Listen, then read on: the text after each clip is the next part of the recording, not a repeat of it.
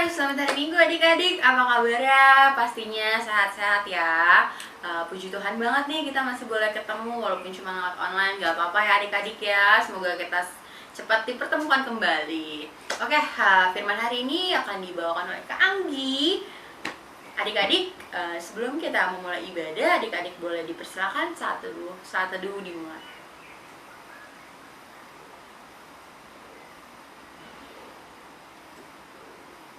Saat teduh selesai. Adik-adik, sebelum kita mulai ibadah, kita mau mengangkat satu pujian di Badai Topan Dunia. 2 bait adik-adik ya, diulang dari awal.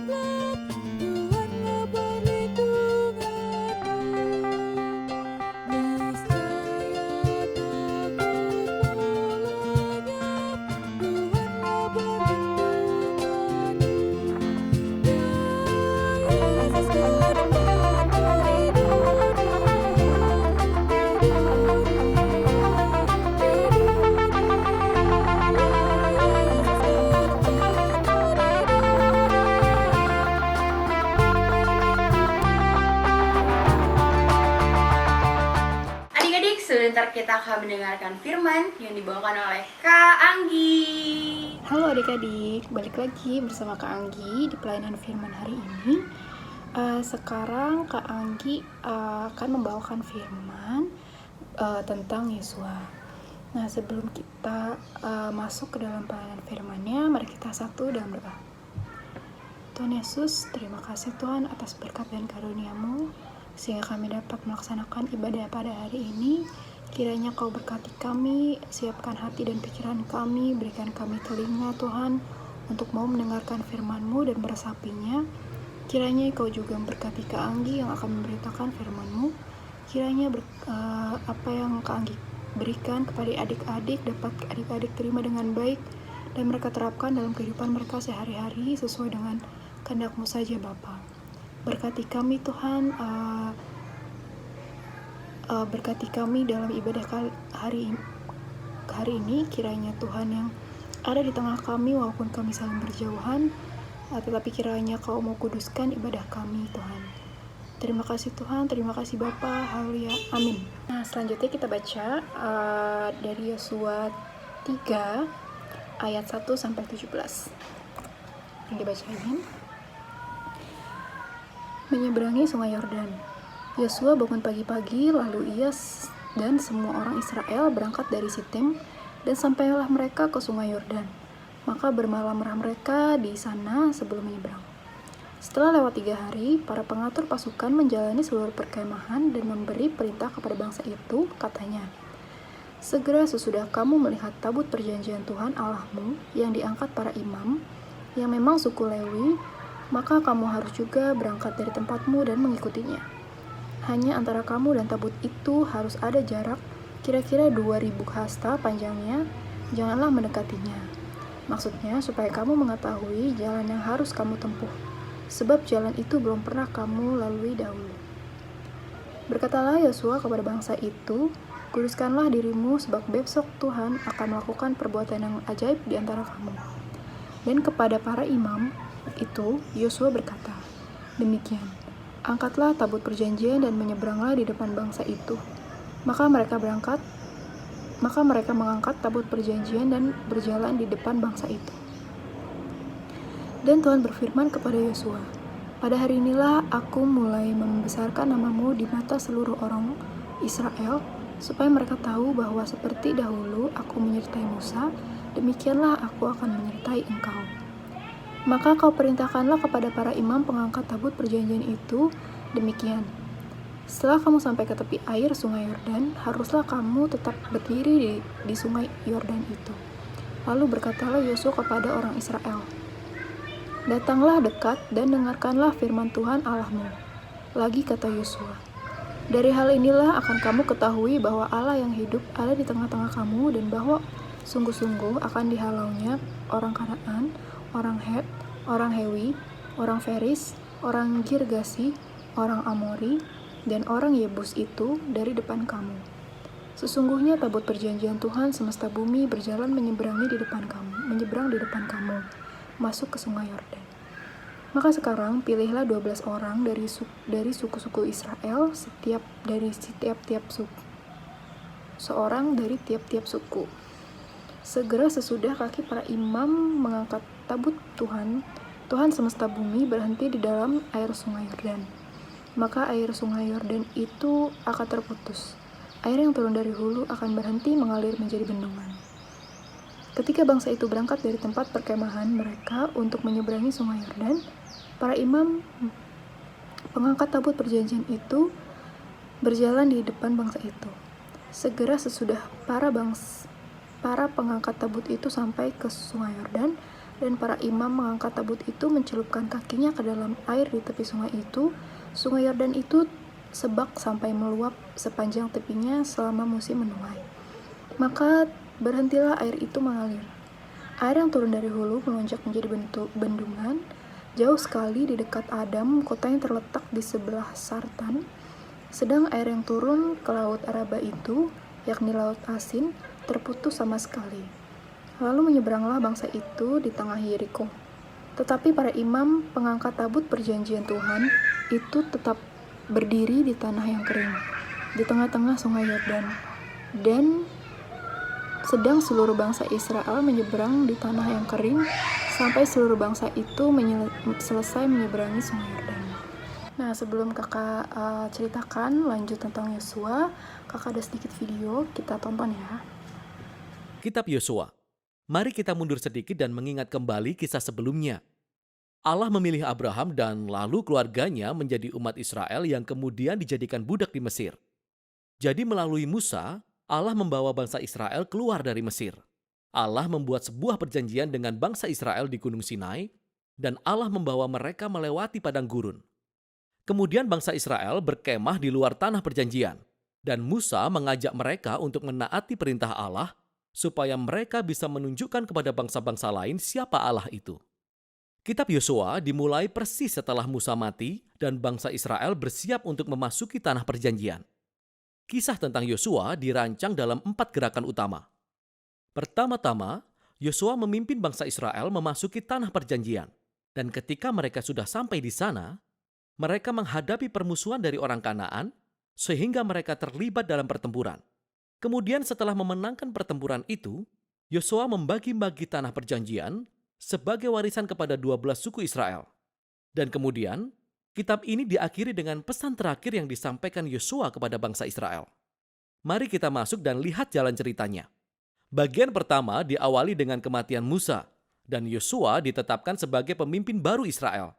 Dan penulis dengan sengaja menampilkan Yosua sebagai Musa yang baru. Sama seperti Musa, Yosua mengajak bangsa Israel untuk menaati hukum Taurat, yaitu perintah perjanjian yang diberikan kepada mereka di Gunung Sinai. Kemudian Yosua mengirim 2 pengintai ke tanah perjanjian, persis seperti yang dilakukan Musa di kitab Bilangan pasal 13 dan 14. Kecuali kali ini, semua berjalan jauh lebih baik daripada sebelumnya. Bahkan beberapa orang Kanaan berbalik dan mengikuti Allah Israel. Yosua kemudian memimpin bangsa Israel menyeberangi sungai Yordan dan memasuki tanah perjanjian. Sama seperti laut terbelah untuk Musa di kitab Keluaran, demikian juga sungai Yordan terbelah dan imam-imam mengangkut tabut perjanjian menyeberangi sungai Yordan diikuti oleh seluruh umat Israel. Nah, itu tadi videonya tentang perjalanan Yosua melanjutkan kepemimpinan Musa ya. Jadi waktu itu Musa sudah meninggal dunia atau wafat. Lalu yang menggantikannya adalah si Yosua yang terpilih oleh Allah langsung untuk melanjutkan perjalanan memimpin bangsa Israel untuk keluar dari tanah Mesir ke tanah perjanjian di Kanaan. Jadi pada saat itu usianya Yosua adalah sekitar 30 tahun.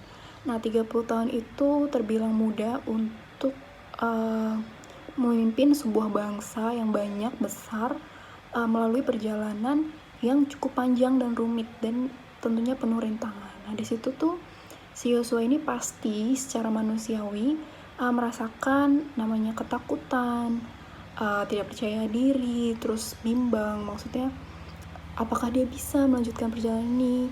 Nah, tapi karena Yosua ini sangat yakin bahwa Tuhan akan menolongnya, makanya dia itu akhirnya tetap memegang teguh janji Tuhan bahwa Tuhan pasti akan menyelamatkan dan membantu dia. Nah, Tuhan sendiri pun tidak membiarkan dia seorang diri gitu ya memimpin bangsa Israel. Pastinya dia itu membuat rancangan-rancangan sehingga si Yosua ini dapat keluar dari melewati si sungai Yordan ini. Lalu dari pasal 1 ayat 1 sampai 6 dapat kita lihat bahwa di situ si Yosua ini disuruh Tuhan untuk memimpin para imam-imam agar dapat menggotong tabut perjanjiannya, dan imam-imam ini terlebih dahulu memimpin, jadi mereka memutari perkemahan untuk dapat mengatur pasukan-pasukan agar mereka itu rapi gitu loh. Selain itu juga adalah jarak itu adalah untuk menghormati kuasa Allah yang membuka jalan gitu. Nah, setelah itu kan Yosua itu menyuruh umat Israel untuk menguduskan diri. Kenapa? Karena dengan menguduskan diri, maka mukjizat Tuhan itu dapat terjadi. Kalau mereka itu masih banyak dosa dan masih ada keraguan sama Tuhan, maka mukjizat Tuhan juga tidak akan terjadi di tempat itu pada saat itu ya. Nah, setelah itu bangsa Israel itu harus mengikuti imam-imam yang jalan duluan, baru bangsa-bangsanya dengan jarak sekitar 2000 hasta atau sekitar 900 meter. Kenapa? Di situ Tuhan mau agar ada jarak di antara mereka supaya bangsa Israel itu lebih berhati-hati untuk melalui jalan yang akan dilalui. Jadi itu aja melalui judulnya, yaitu Bersama Tuhan Aku Bisa. Jadi kakak harap adik-adik mengerti bahwa bersama Tuhan kita pasti dapat melakukan segala sesuatunya, asalkan kita punya hati seperti Yosua, kita punya semangat seperti Yosua, kita punya iman dan ketaatan seperti Yosua. Itu aja. Jadi semoga adik-adik mengerti firman yang Kak Anggi bawa pada hari ini. Untuk itu kita akan menutup pelayanan firman hari ini dengan berdoa. Mari kita satu dalam doa. Tuhan Allah, kami telah mendengarkan sedikit dari firman-Mu Tuhan, yaitu tentang tokoh yang sangat hebat Tuhan, yaitu Yosua, di mana kami sangat ingin menjadi seperti dia. Kami memiliki iman yang teguh, kami memiliki kekuatan seperti Yosua Tuhan untuk membawa bangsa Israel keluar dari tanah Mesir, melanjutkan perjalanan ke tanah perjanjian-Mu Tuhan. Kami yakin dan percaya sampai saat ini pun Engkau tetap bersama kami dan memegang teguh janji-janji-Mu Tuhan, bahwa kami juga akan mendapat kehidupan yang baik Tuhan, seperti bangsa Israel mendapatkan tanah perjanjian-Mu Tuhan. Tuhan, terima kasih Tuhan, kiranya ibadah ini dapat berkenan dan meninggikan dan memuliakan nama-Mu saja Bapa. Kami serahkan sisa ibadah ini dalam tangan pengasihan-Mu. Dalam nama Tuhan Yesus kami berdoa dan mengucap syukur. Haleluya. Amin. Hai adik-adik, gimana nih firman dibawakan oleh Kak Anggi? Pastinya bagus banget ya. Adik-adik, firman yang dibawakan oleh kami jangan cuma hanya didengarkan ya, tetapi dilakukan dalam kehidupan sehari-hari. Selanjutnya kita akan doa syafaat. Pokok-pokok doanya ada orang tua, orang sakit, PT Markus, gereja, bangsa dan negara, dan pendidikan ya adik-adik. Kita akan bersatu dalam doa. Yuk. Allah Bapa yang bertata dalam kerajaan surga, kami bersyukur kepadamu atas kedua orang tua kami Tuhan. Kami bersyukur mereka sudah membesarkan kami sampai sekarang ini. Terima kasih Tuhan, lewat orang tua kami, Engkau menciptakan kami. Kiranya Tuhan yang memberkati mereka dimanapun mereka berada. Kami berdoa mohon penyertaan-Mu di dalam hidup orang tua kami ya Tuhan. Berilah mereka kesehatan serta umur yang panjang untuk tetap terus memuji serta memuliakan nama-Mu. Tuhan, kami juga mau berdoa untuk orang-orang di sekitar kami, orang-orang di luar sana yang sedang terbaring lemah di rumah atau di rumah sakit. Kiranya Tuhan yang pulihkan mereka, Tuhan yang angkat sakit penyakit di dalam tubuhnya, agar mereka bisa kembali beraktivitas seperti biasa. Kami berdoa untuk Pelkat PT Markus ya Tuhan. Kiranya Tuhan yang memberkati Pelkat PT, Tuhan yang berkati orang-orang yang ada di dalamnya.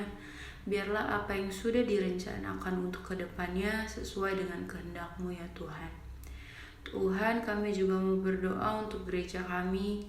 Kiranya Engkau sertai setiap kegiatan yang kami rencanakan. Kiranya setiap apa yang kami lakukan di tempat ini dapat menyenangkan hati-Mu dan menjadi berkat bagi sesama ya Tuhan. Kiranya Engkau juga memberkati bangsa dan negara ini. Engkau memberkati pemerintahannya mulai dari yang tertinggi hingga yang terendah. Kiranya kuasa-Mu nyata di tengah-tengah pemimpin yang memimpin bangsa dan negara ini ya Tuhan. Tuhan, sertai dan bimbing kami terus dalam pendidikan, dalam menuntut ilmu ya Tuhan, supaya kami dapat menyenangkan orang tua terlebih Tuhan Yesus. Tuhan, inilah doa dari anak-anak-Mu yang kami alaskan dengan doa yang telah Engkau ajarkan. Bapa kami yang ada di surga, dikuduskanlah nama-Mu, datanglah kerajaan-Mu, jadilah kehendak-Mu di bumi seperti di surga. Berikanlah kami pada hari ini makanan kami yang secukupnya, dan ampunilah kami akan kesalahan kami seperti kami juga mengampuni orang yang bersalah kepada kami. Dan janganlah membawa kami ke dalam pencobaan, tetapi lepaskanlah kami daripada yang jahat.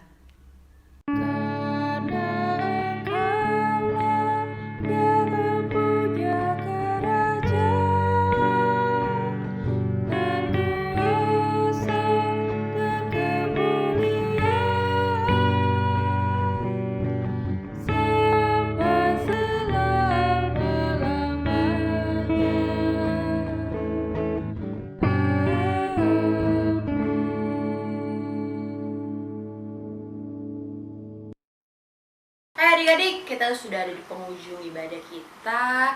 Sedih sih, cuman ya minggu depan kita akan bertemu lagi, siapa tahu ya. Sebelum kita mengakhiri ibadah kita mau mengangkat satu pujian, Kidung yang Merdu 2 bait lagi ya adik-adik. Kidung yang merdu di hatiku, Yesus membisikkannya. Jangan takut, ku bersamamu dalam kancah dunia. Yesus, nama Yesus, indah dan merdu, memberikan kidung yang mengisi hidupku.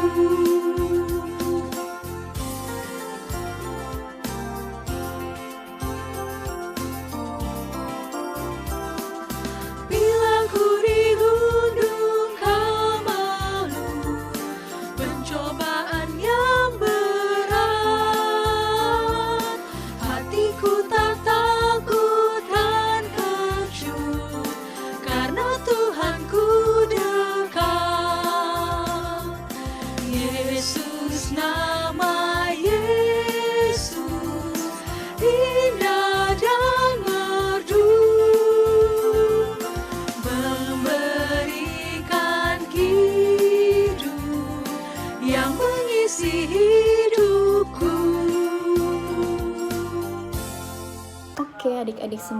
kita sudah berada di ujung ibadah kita pada minggu hari ini. Kiranya Tuhan memberkati kalian, kiranya firman yang kalian dengar bisa kalian bawa dalam kehidupan kalian dan kehidupan Kanggi juga. Oke, kita tutup ibadah ini dengan berdoa. Mari kita satu dalam doa. Tuhan, Allah Bapa yang baik, Allah Bapa yang hebat, yang begitu dahsyat Tuhan, kami sangat bersyukur bahwa kami bisa melakukan ibadah online pada hari ini. Kiranya apa yang kami dengar, apa yang kami pujikan, apa yang kami imani pada hari ini dapat terus berada di hati kami, dan kiranya Kau selalu setia Tuhan untuk mendampingi kami dalam kehidupan kami sehari-hari Tuhan. Kiranya kami juga dapat berpegang teguh, memiliki iman yang kuat Tuhan, sehingga dapat melalui segala rintangan dan tantangan dalam kehidupan kami masing-masing di hari-harinya Bapa. Tuhan, kami bungkus ibadah ini Tuhan dalam tangan pengasihan-Mu. Kiranya Kau menerima ibadah kami Tuhan pada hari ini, sehingga nama-Mu menjadi lebih tinggi lagi Tuhan, menjadi agung lagi Tuhan. Terima kasih Tuhan, ampuni salah dan dosa kami. Dalam nama Tuhan Yesus kami berdoa dan mengucap syukur. Haleluya. Amin.